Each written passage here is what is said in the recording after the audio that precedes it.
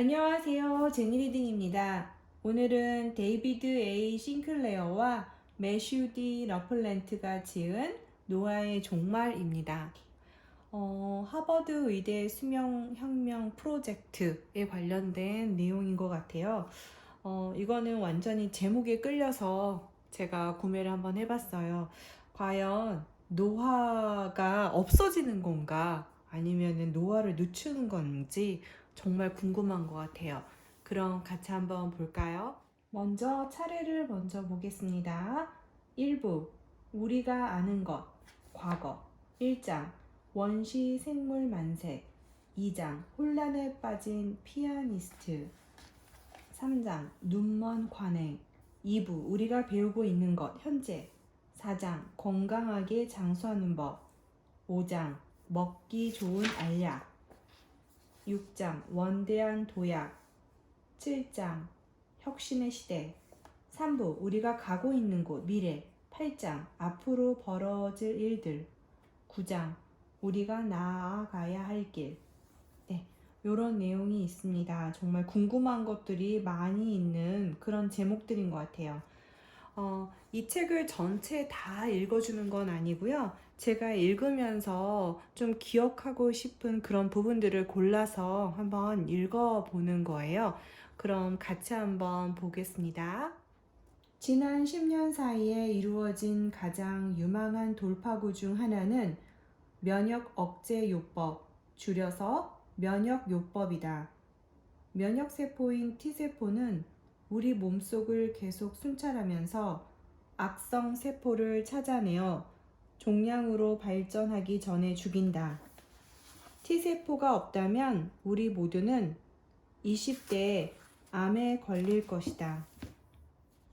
이 더 미묘한 견해에 따르면 노화와 그에 수반되는 질병들은 노화의 여러 징표들의 산물이다. DNA 손상으로 생기는 유전적 불안정성, 염색체를 보호하는 끝부분인 텔로미어의 마모, 어느 유전자가 켜지고 꺼질지를 조절하는 후성 유전체의 변화, 단백질의 항상성이라는 단백질을 건강하게 유지하는 능력의 상실, 대사 변화로 생기는 영양소 감지 능력의 혼란, 미토콘드리아 기능 이상, 건강한 세포의 염증을 일으키는 좀비 같은 노화 세포의 축적, 줄기 세포의 소진, 세포 내 의사소통의 변형과 염증 분자의 생성. 연구자들은 조심스럽게 동의하기 시작했다. 이 징표들에 대응하면 노화를 늦출 수 있다는 것이다. 노화를 늦추면 질병 또한 저지할 수 있다. 질병을 저지하면 죽음을 늦출 수 있다. 줄기세포를 예로 들어보자. 줄기세포는 다른 많은 종류의 세포로 발달할 잠재력을 갖고 있다. 소진되지 않게 유지할 수 있다면 이 미분화 세포는 손상된 조직을 치유하고 모든 질병에 맞서 싸우는 데 필요한 모든 분화한 세포들을 계속 만들어낼 수 있다. 현재 우리는 골수 이식의 성공률을 높이고 있는데 골수 이식은 가장 흔한 형태의 줄기세포 요법이다.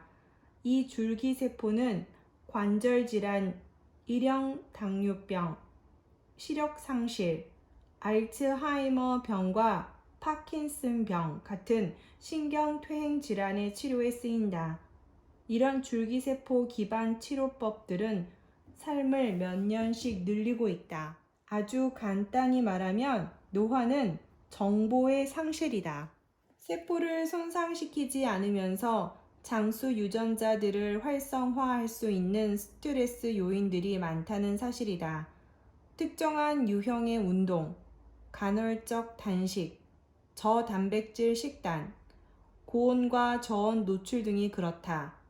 이렇게 약한 스트레스를 받았을 때 몸이나 세포가 반응의 활성을 띠는 현상을 호르메시스라고 한다.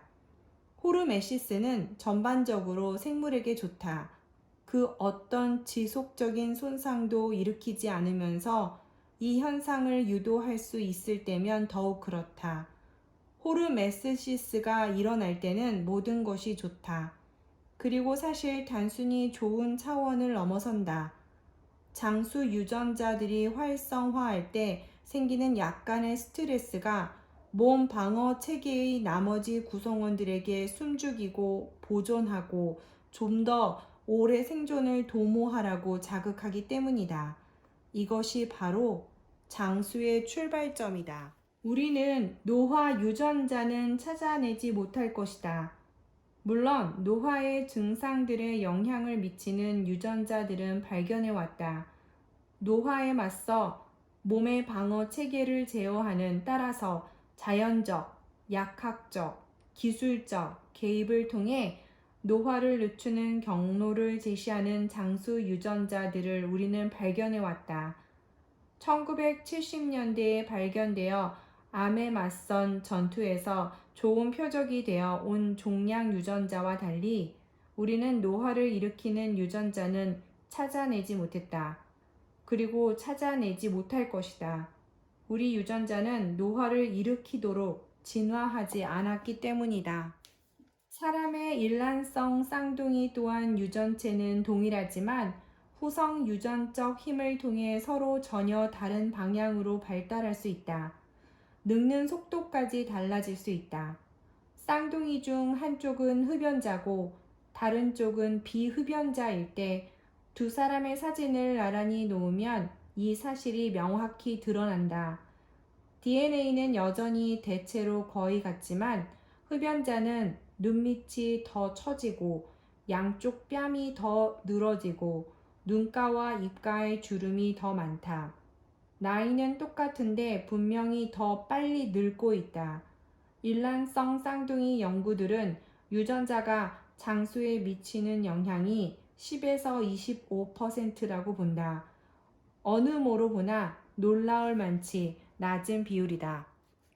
후성 유전적 불안정과 노화에 관한 우리 이론이 옳다면 타목시펜은 해리포터와 불의 잔에서 프레드와 조지 위즐리 쌍둥이 형제가 자신들에게 썼던 약, 나이 드는 약과 비슷하게 작용할 터였다. 그리고 실제로 그랬다. 마법처럼. 타목시펜을 투여하는 동안에도 당연히 생쥐는 몸속에서 한창 DNA 절단과 서투인 혼란이 일어난다는 사실을 모른 채 잘 지냈다.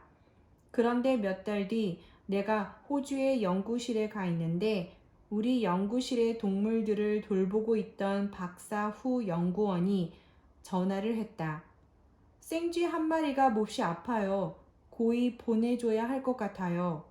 나는 어떤 생쥐인지 사진을 찍어서 보내달라고 했다.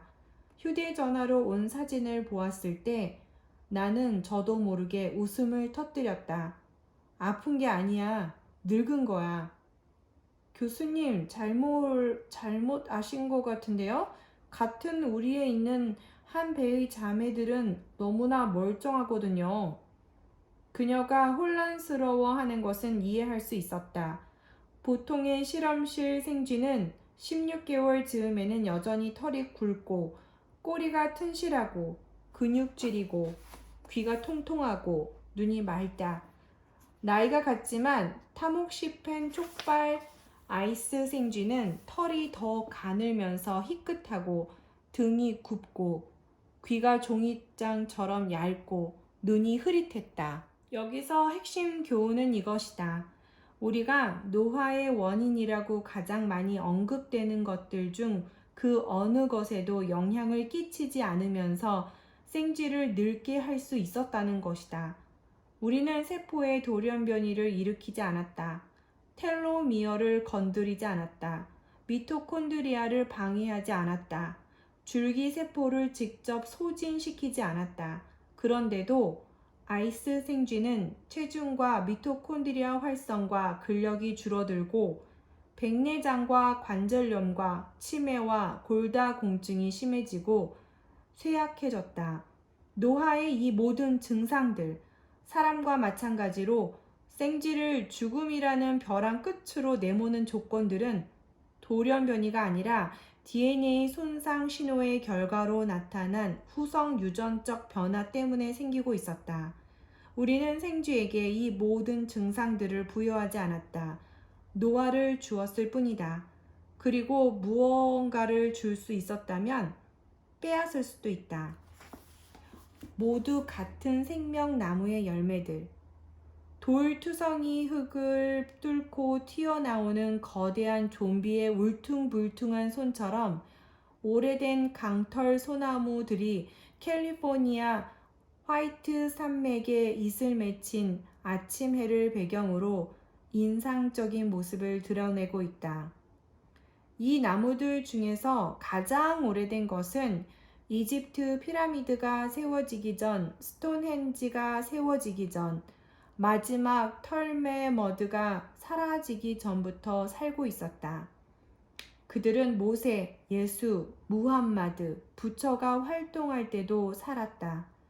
해발 약 3,000m 높이에 서 있는 이 나무들의 비틀린 몸통은 연간 약 1mm씩 자라며 번개 폭풍과 주기적인 가뭄에도 꿋꿋이 버티는 최고의 인내력을 자랑한다. 그런데 수천 년의 세월이 흘렀지만 그들의 세포는 기능이 전혀 쇠퇴하지 않는 듯하다. 과학자들은 이를 무시할 수 있는 노화라고 부른다. 실제로 숲유전학 연구소 연구진은 강털 소나무에서 세포 노화의 징후를 찾아 나섰지만 23년 된 것부터 4713년 된 것까지 조사했다. 빈손으로 돌아와야 했다. 2001년에 내놓은 그들의 연구 결과에 따르면 젊은 나무와 늙은 나무 사이에 화학물질 운반 체계, 싹 생장률, 꽃가루의 질, 씨의 크기, 씨의 발화 양상에서 의미 있는 차이가 전혀 없었다. 2007년 알래스카의 원주민 사냥꾼들이 북극고래 한 마리를 잡았다. 사체를 해체하던 그들은 오래된 작살촉이 지방층에 박혀 있는 것을 발견했다. 나중에 역사학자들이 조사하니 1800년대 말에 만들어진 촉임이 드러났다. 그들은 고래의 나이가 약 130세라고 추정했다. 그 발견으로 북극고래는 새롭게 과학적 관심의 대상이 되었다. 고래 눈의 수정체에 든 아스파트산의 농도를 측정하는 방법으로 나이를 조사해 보니 원주민들이 잡은 북극고래 중에는 무려 211세로 추정되는 개체까지 있었다. 북극고래가 포유류 중에서 유달리 장수하는 쪽으로 자연 선택이 이루어져 왔다고 해서 그리 놀랄 필요는 없을 듯하다. 그들은 포식자가 거의 없으며 오래 살면서 천천히 번식할 여유가 있다. 그들은 빈틈없이 수선을 하는 세포에 기초한 생존 프로그램을 유지하는 한편으로 안정된 후성 유전체를 유지함으로써 수세기 동안 세포들의 교향곡이 연주되도록 할 가능성이 매우 높다. 와딩턴은 후성 유전적 경관이 있다고 상상했다. 우리 유전자가 존재하는 역동적인 세계를 나타내는 3차원 입체 지도다. 이 와딩턴의 경관은 반세기 넘게 지난 지금까지도 여전히 우리가 늙은 이유를 이해하는 데 유용한 비유로 남아있다. 와딩턴의 지도에서 베아줄기 세포는 산 꼭대기에 있는 조약돌로 표현된다. 배아가 발생할 때 이 조약돌은 비탈로 구르기 시작해 이윽고 수백 곳의 골짜기 중 하나로 떨어진다. 각 골짜기는 몸에 존재할 수 있는 각각의 세포 종류를 나타낸다. 이 과정을 분화라고 한다. 후성 유전체는 조약돌에게 길을 안내하지만 세포가 일단 자리를 잡은 뒤에는 중력 역할을 한다. 즉, 비탈을 다시 올라가서 다른 골짜기로 떨어지는 일이 없도록 잡아두는 역할을 한다. 와딩턴 경관에게 조약돌은 일단 정착하면 그곳에 머무는 경향이 있다. 수정이 이루어지는 순간부터 모든 일이 잘 풀리면 배아는 태아로 발달하며 이어서 갓난아기, 걸음마를 떼는 아기, 10대 청소년을 거쳐서 성인으로 발달한다. 성인이 된 뒤에도 젊은 동안에는 별 문제가 일어나지 않는 경향이 있다.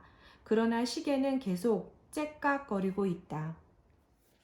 그런데 DNA가 햇빛이나 X선에 손상될 때처럼 후성 유전체의 과격한 조정이 이루어질 때마다 조약돌은 들썩거린다. 약한 지진이 일어나 지형이 아주 조금씩 바뀌는 것과 비슷하다.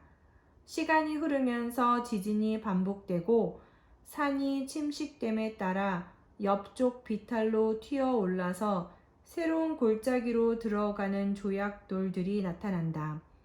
세포의 정체성이 바뀌는 것이다. 피부 세포는 자궁에 있을 때 차단된 상태로 계속 유지되어야 할 유전자들을 켬으로써 다르게 행동하기 시작한다. 이제 그 세포는 90%는 피부 세포이지만 나머지 10%는 뉴런과 콩팥 세포 같은 다른 세포들의 특성이 뒤섞인 잡탕이다. 그 세포는 털을 만들고 탄력성을 유지하고 상처를 치유하는 등 피부 세포가 해야 하는 일을 제대로 못하게 된다. 각 세포는 후성 유전적 잡음에 굴복한다. 수천 개의 세포로 이루어진 조직은 잡다한 세포들의 잡탕, 뒤범벅, 잡동사니가 되어간다. 텍사스 대학교 교수 벤저민 러바인은 규칙적인 운동이 일종의 책무다라고 말한다. 나는 사람들에게 운동을 이를 닦는 일처럼 개인 위생의 일부로 생각하라고 말한다. 자신의 건강을 지키기 위해 당연히 해야 하는 일이어야 한다. 40, 50대에는 늙는다는 것이 어떤 느낌인지 되게 그다지 생각하지 않는다. 나는 강연을 할 때면 노화복을 가져와서 자원하는 젊은 청중에게 입어보라고 한다. 목에는 목 움직임을 제약하는 죬새가 들어있고 쇠약해진 근육을 모사하기 위해 재킷과 온몸을 감싸는 외투에는 납덩어리가 들어있다. 또 청력을 약화시키는 귀마개와 백내장을 모사한 스키 고글을 착용한다. 이런 복장을 하고 몇 분을 걸은 뒤 벗으면 자원자는 몹시 안도한 표정을 짓는다. 다행스럽게도 벗을 수 있다. 나는 말한다. 그렇게 입고서 10년을 지낸다고 상상해 보세요. 늙은 마음 상태가 어떤 것인지를 느껴보고 싶다면 작은 실험을 하나 해보라. 주로 쓰는 손이 아닌 다른 손으로 자신의 이름과 주소와 전화번호를 적으면서 반대편 발을 시계 반대 방향으로 돌려보라. 바로 그때의 느낌과 비슷하다. 체력은 사람마다 또 신체 기능마다 정점에 이르는 시기가 다르지만 전반적으로 20, 30대부터 줄어들기 시작한다. 예를 들어 남자 중거리 달리기 선수는 25세 무렵에 최고 기록을 내며 그 뒤로는 아무리 열심히 훈련해봤자 그 기록을 넘지 못한다. 최고의 여성 마라토너는 20대 말에서 30대 초까지는 경기력을 유지할 수 있지만 40세를 넘으면 빠르게 쇠퇴하기 시작한다. 자신의 생물학적 나이가 얼마인지를 파악하는 단순한 검사가 몇 가지 있다. 팔굽혀 펴기 횟수는 좋은 지표다. 45세 이상이면서 20회 이상을 할 수 있다면 몸 관리를 꽤 잘하는 편이다. 나이를 알아보는 또 한 가지 방법은 앉았다 일어서기 검사다. 먼저 맨발로 바닥에 다리를 꼬고 앉는다. 그런 뒤 몸을 앞으로 획 수그렸다가 한 번에 벌떡 일어날 수 있는지 알아보는 것이다. 젊은 사람은 할 수 있다. 중년인 사람은 대개 한쪽 손을 짚고 밀면서 일어나야 한다. 노인은 한쪽 무릎을 대야만 일어날 수 있을 때가 많다. 51세에서 80세 사람들을 조사한 연구에 따르면 SRT에서 만점을 받지 못한 사람 159명 중 157명이 검사를 받은 지 75개월 이내에 세상을 떴다. 서던 캘리포니아 대학교에서 건강, 사망률, 노화를 연구하는 에일린 크리민스는 최근 수십 년 사이에 미국인의 평균 수명은 늘어난 반면 건강 수명은 그만큼 증가하지 않았다는 것을 알아냈다. 그녀는 2015년에 이렇게 썼다. 우리는 이 환율, 일정 기간의 인구 중 병에 걸리는 사람의 비율을 억제하기보다는 사망률을 줄여왔다. 평균 사망 연령은 시간이 흐르면서 상당히 달라질 수 있으며 비만, 앉아 생활하는 습관, 약물 과다 복용 등 많은 요인들에 영향받는다. 굳이 연구 자료와 통계를 들여다보지 않더라도 무슨 일이 일어나는지 알 수 있다. 주위를 둘러보기만 하면 된다. 게다가 우리가 늙어갈수록 더 뚜렷이 드러난다. 50세에 다다르면 우리는 머리가 새고 주름이 늘면서 자신이 부모와 닮아간다는 것을 알아차리기 시작한다. 65세에 다다랐을 때 아직 질병이나 장애가 없다면 자신이 운이 좋다고 생각한다. 80세까지 산다면 어떤 질병에 시달리느라 삶이 더 힘겹고 덜 편안하고 덜 즐거울 것이 거의 확실하다. 85세의 남성은 평균 4가지의 질병, 여성은 5가지 질병에 시달린다는 연구 결과가 있다. 심장병과 암, 관절염과 알츠하이머병, 신장질환과 당뇨병 등이다. 또 대부분은 고혈압, 허혈심장병, 심방세동, 치매 등 아직 진단을 받지 않은 질병을 몇 가지 더 지니고 있다. 노화는 이 모든 것들을 일으키는 어떤 위험 요인이다. 노화는 신체 능력을 쇠퇴시킨다. 삶의 질을 떨어뜨린다. 그리고 특정한 병리 증상을 지닌다. 노화는 이 모든 일을 하며 그럼으로써 우리가 질병이라고 부르는 것의 모든 범주를 충족시킨다. 노화가 자연적인 과정이라는 믿음은 뿌리 깊다. 그러니 노화를 질병으로 봐야 한다고 어느 정도 설득했다고 생각하지만 한 가지 사고 실험을 더해 보도록 하자. 지구의 모든 사람이 평균적으로 150세까지 건강하게 잘 산다고 상상해보자. 그런데 당신의 가족은 그렇지 못하다. 당신 가족은 80세에 쭈글쭈글해지고 머리가 새고 당뇨에 시달리고 쇠약해진다. 이 딱하고 불행한 상태에 놓인 딱하고 불행한 이들 중 한 사람을 진찰한 의사가 질병에 걸렸다고 진단한 뒤 그 사람 이름을 따서 병명을 붙이고 눈을 검은 막대로 가린 사진을 학술지에 발표하지 않으란 법이 있을까? 사회는 당신 가족의 딱한 유전병을 연구하고 치료제를 찾기 위해 기금을 모을 것이다. 독일 의사 오토 베르너가 40대임에도 외모와 신체 능력이 80세로 보이는 증후군을 처음 학계에 발표했을 때 바로 그런 일이 일어났다. 그 질병이 내가 1990년대에 MIT에 왔을 때 연구한 베르너 증후군이다. 당시 어느 누구도 내가 불가피하거나 불가역적인 질병을 연구하고 있다고 말하지 않았다. 베르너 증후군을 질병으로 보고 돌파구가 될 치료법을 찾는 연구를 하는 것이 미친 짓이라고 말하는 사람은 아무도 없었다. 베르너 증후군 환자나 내게 인생은 본래 그런 거야 라고 말한 사람은 아무도 없었다. 우리 앞에는 지구상에서 가장 치명적이고 가장 비용이 많이 드는 질병이 있다. 게다가 이 병은 연구하거나 치료하는 사람이 거의 없다. 마치 지구 전체가 멍하니 지켜보고만 있는 듯하다. 하지만 난 90세 넘어까지 살고 싶지 않아 라고 선뜻 생각할 당신에게 확실히 말하고 싶다. 나는 당신이 바라는 나이보다 겨우 1년 더 살게 해주고 싶다는 말을 하는 것이 아니다. 당신이 결정을 내리기 전에 사고 실험을 하나 더 해보자. 시청 공무원이 당신의 출생 증명서에 오류가 있음을 알아냈다고 하자 당신이 실제로는 92세인데 잘못 적혀 있다는 것이다. 수정된 사항은 인터넷으로 확인하실 수 있어요. 좋은 하루 보내세요. 이제 92세로 바뀌었다고 해서 당신은 뭔가 달라진 느낌을 받을까? 당신의 삶에서 변한 것은 전혀 없다.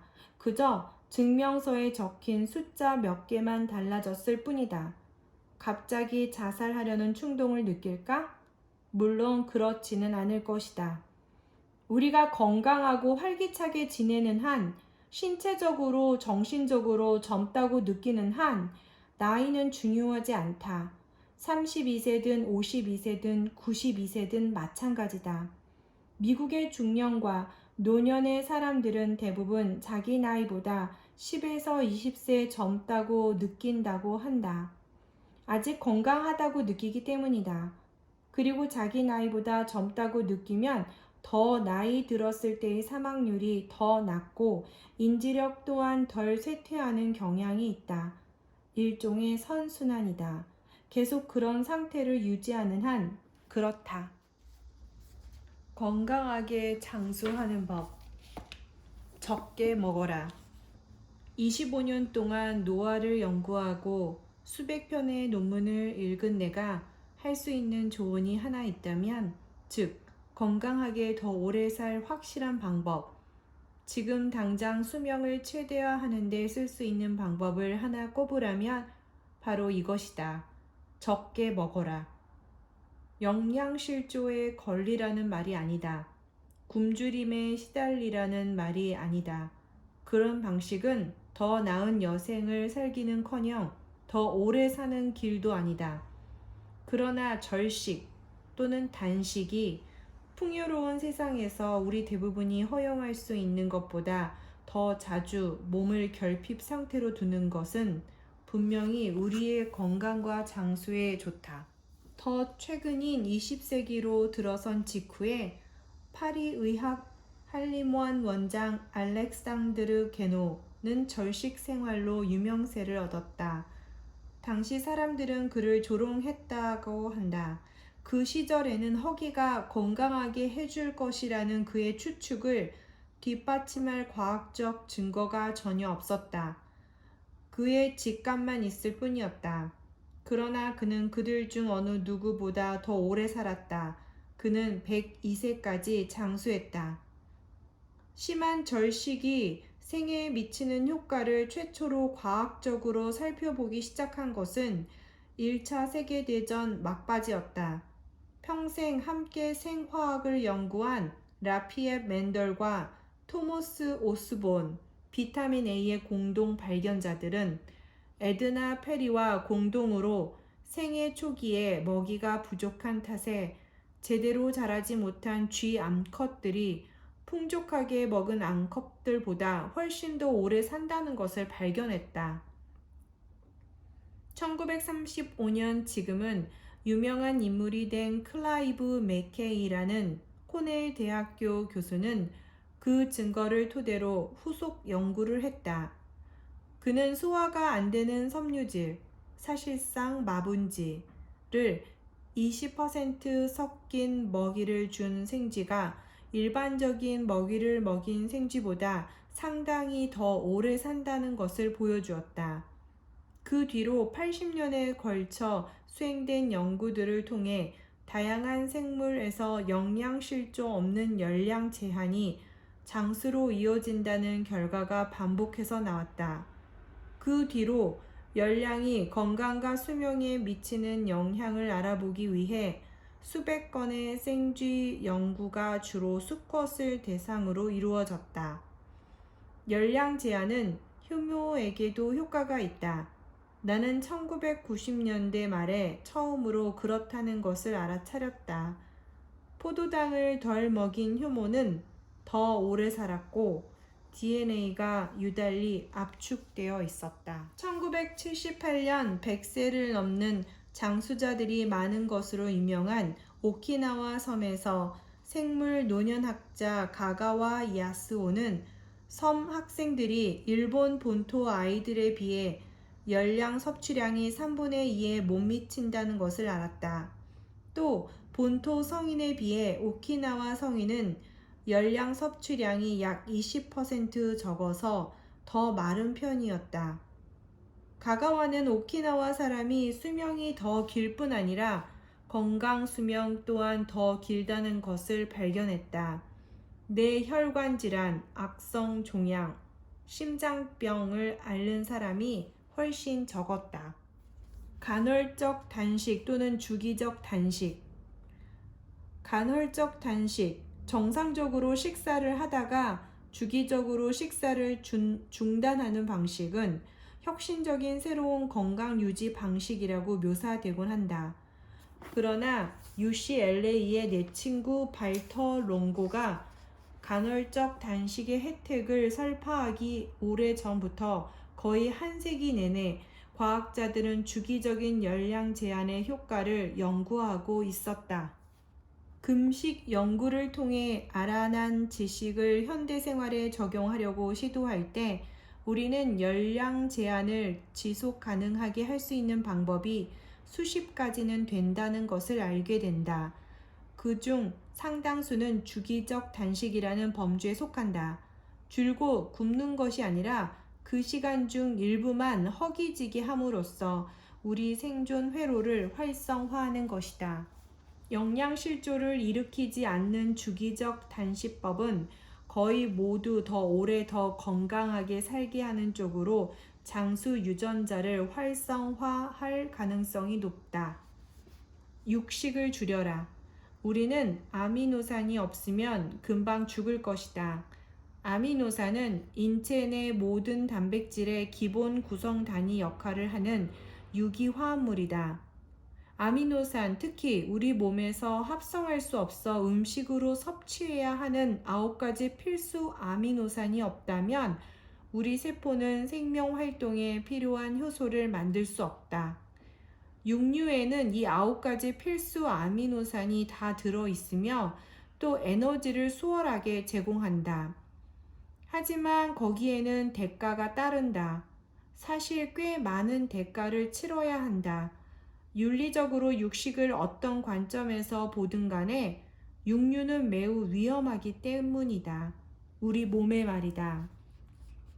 동물 단백질 섭취의 단점을 둘러싸고는 그다지 논란의 여지가 없다. 동물성 식품 위주의 식단이 높은 심혈관 질환 사망률 및 암 발병률과 관련이 있다는 연구 결과들은 많다. 붉은 가공육이 특히 나쁘다. 핫도그, 소시지, 햄, 베이컨은 너무나 맛있지만 불명예스럽게도 발암성을 띈다. 연구 결과들은 동물성 단백질을 식물성 단백질로 더 많이 대체할수록 온갖 질병의 다른 사망률이 상당히 줄어든다는 것을 보여준다.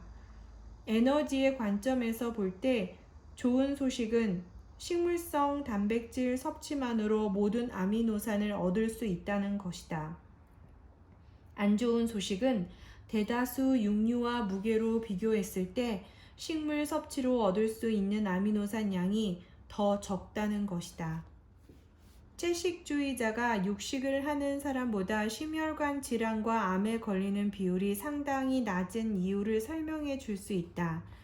이 과정에 관여하는 것이 아미노산 섭취량 감소, 따라서 mTOR의 억제만은 아니다. 열량 제한, 폴리페놀 섭취량 증가. 폴리페놀은 과일, 야채, 시리얼, 차, 커피 등에 많이 함유되어 있다. 자신이 남들보다 낫다는 자신감 역시 도움이 된다. 마지막 항목을 제외한 모든 것들이 채식주의자가 더 건강하게 더 오래 사는 이유를 설명해 줄 수 있다. 땀을 흘려라.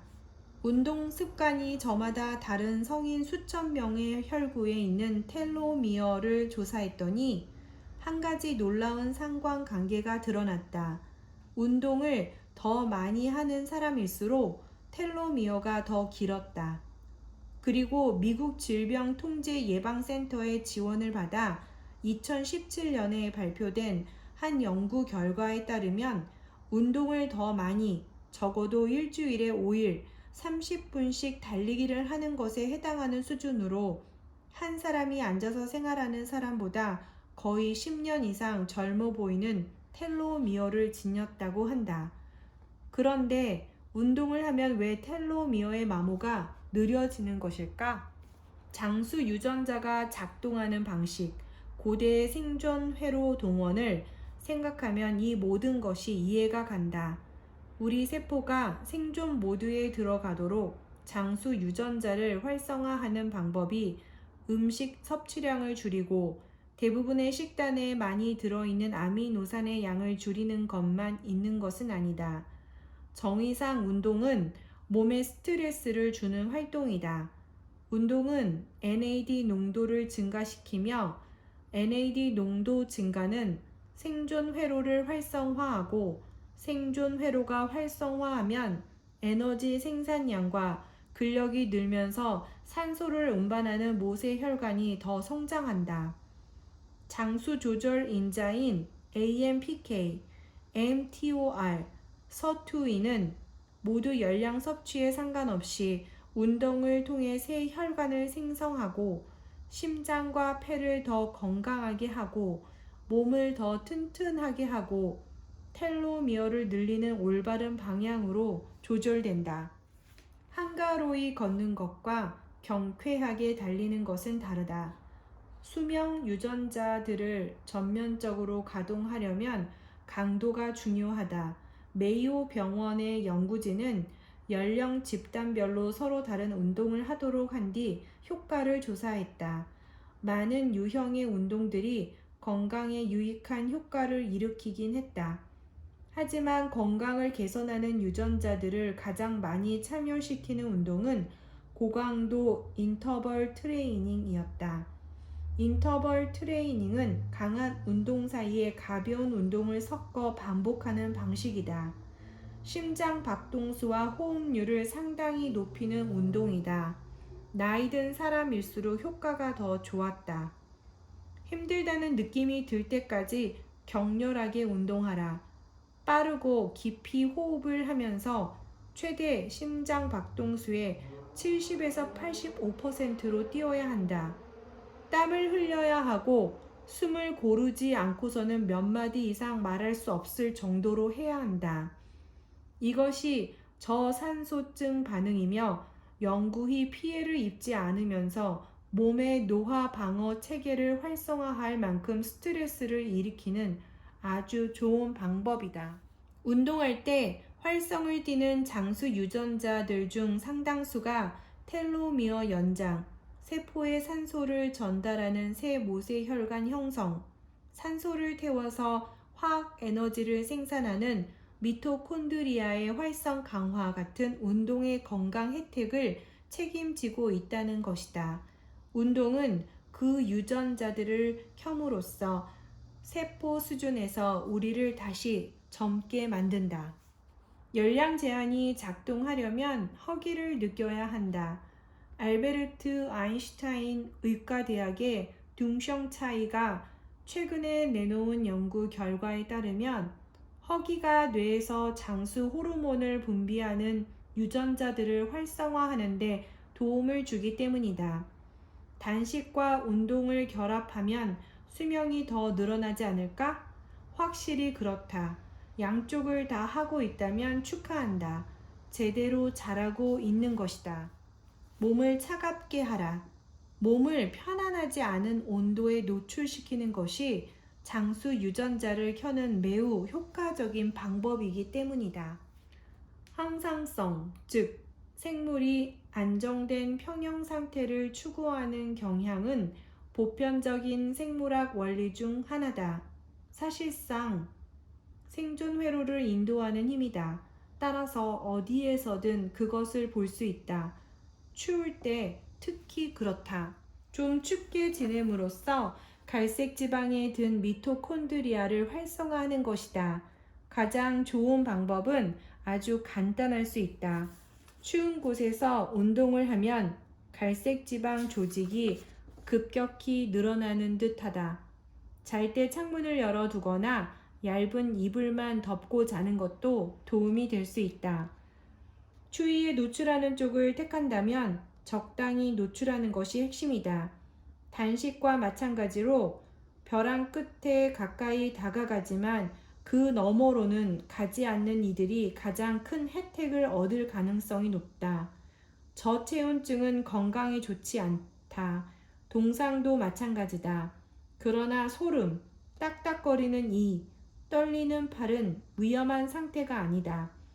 그리고 그런 상태를 충분히 자주 겪을 때 우리 장수 유전자는 건강한 지방을 추가로 주문하는데 필요한 스트레스를 얻는다. 후성 유전적 경관을 흔들지 마라. 정상적이란 편의상 쓰는 말이다. 노화를 이야기할 때 정상적이란 아주 안 좋은 것을 말하기 때문이다.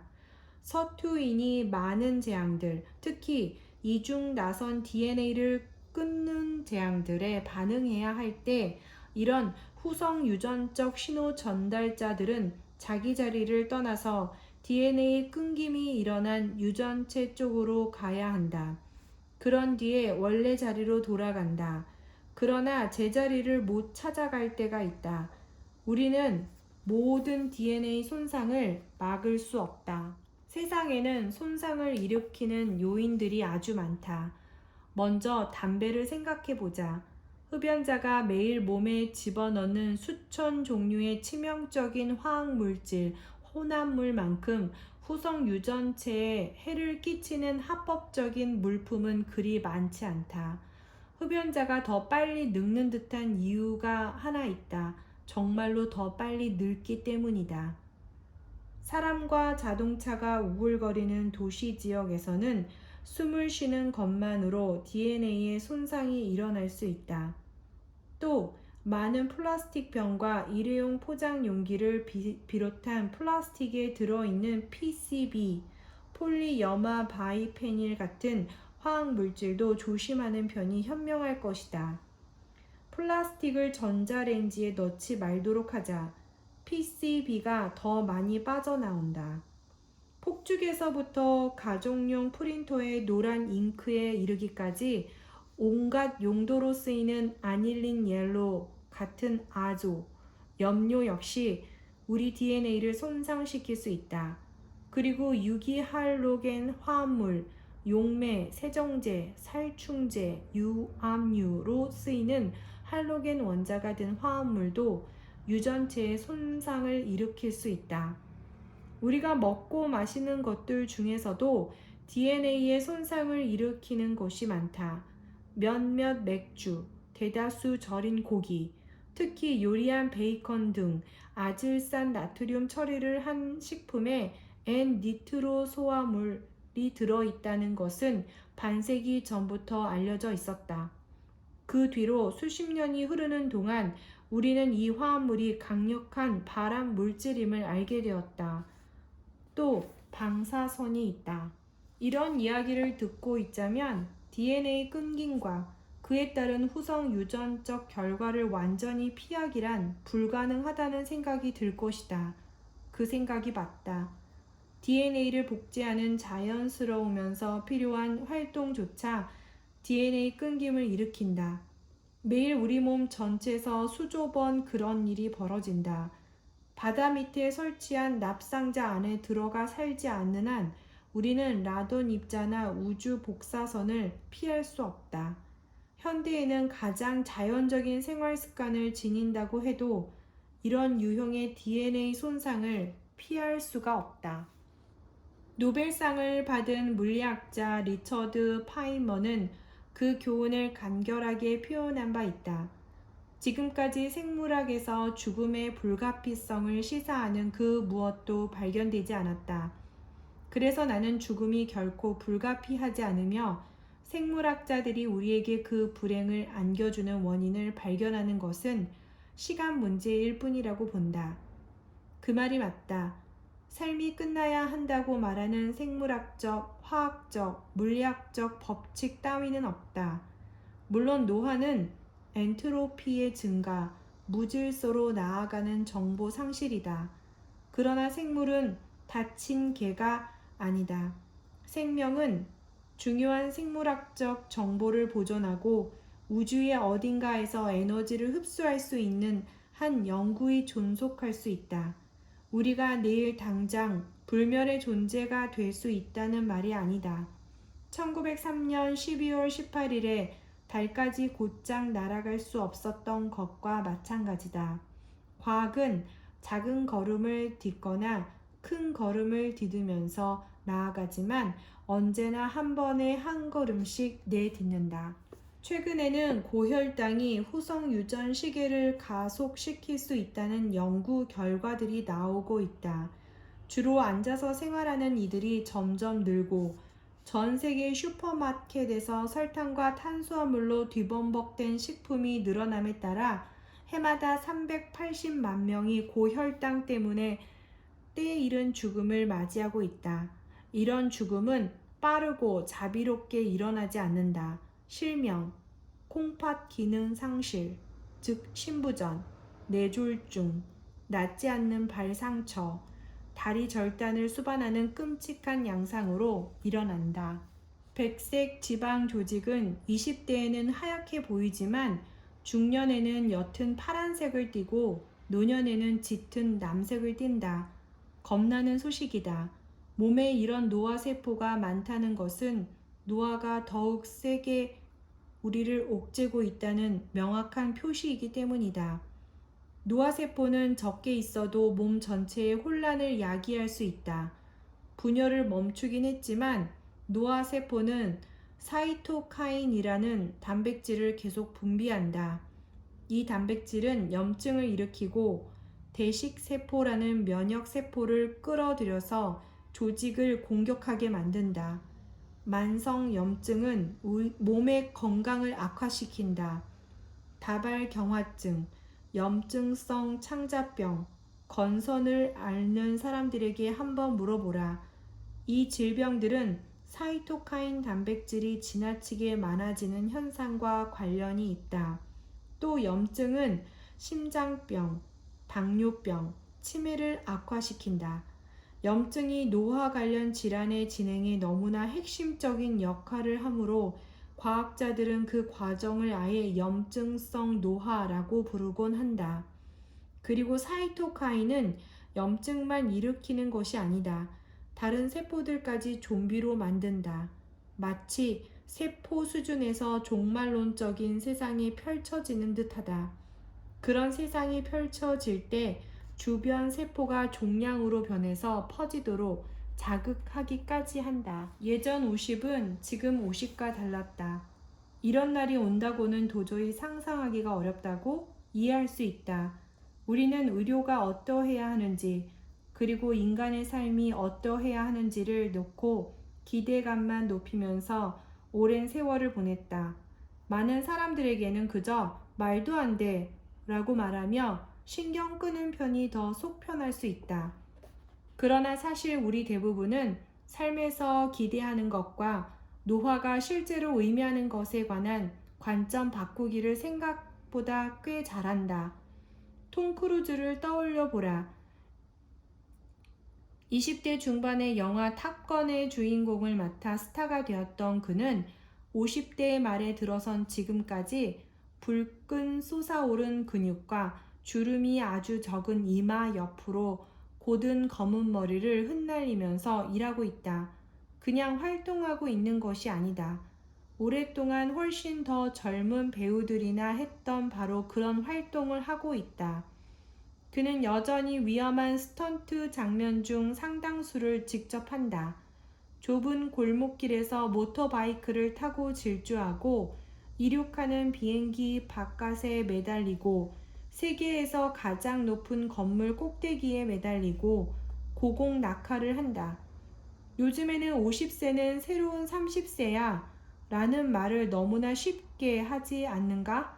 우리는 수백 년 전이 아니라 겨우 수십 년 전만 해도 50세를 넘으면 삶이 어떠했는지를 잊고 있다. 그때는 비행기에서 뛰어내리는 톰 크루즈처럼 보이지 않았다. 윌퍼드 브림리처럼 보였다. 1980년대의 브림리는 야망의 함정에 크루즈와 함께 출연했다. 당시 크루즈는 39세, 브림리는 58세였다.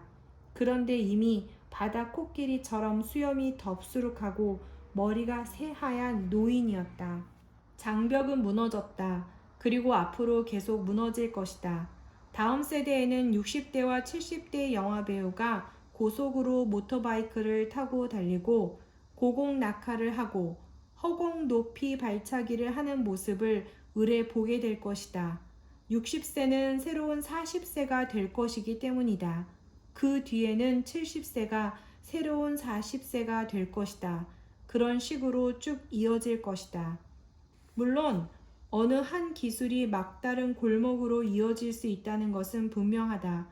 그러나 모든 기술이 다 실패할 가능성은 없다. 제약학, 정밀의학, 응급의료, 공중보건 분야에서 이루어지는 이런 혁신 하나하나는 생명을 구함으로써 삶을 몇 년 더 연장할 것이다. 이 모든 기술들을 하나로 모아서 우리는 수십 년 더 건강한 삶을 향해 나아가고 있다.